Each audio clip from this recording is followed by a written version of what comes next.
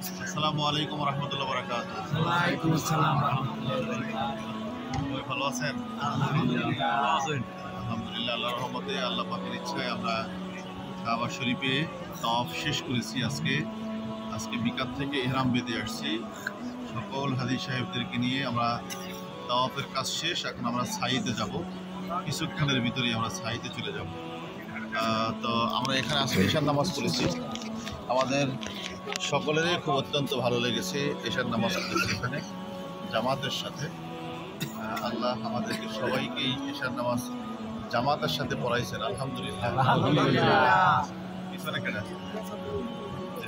ঈশার নামাজ আল্লাহ সবাইকে নিয়ে আমরা জামাতের সাথে পড়ছি, সবাই আছে আলহামদুলিল্লাহ।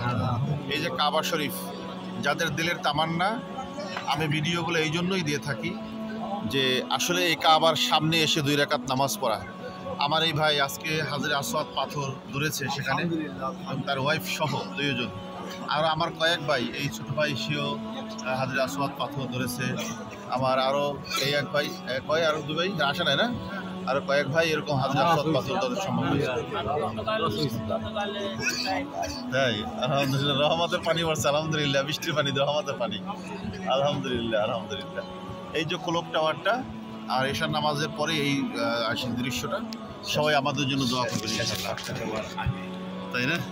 আলহামদুলিল্লাহ, শুকরিয়া। সবাই দোয়া করবেন আমাদের জন্য, সকল হাজিদের জন্য দোয়া করবেন। আসসালামু আলাইকুম ওয়া রাহমাতুল্লাহি ওয়া বারাকাতুহু।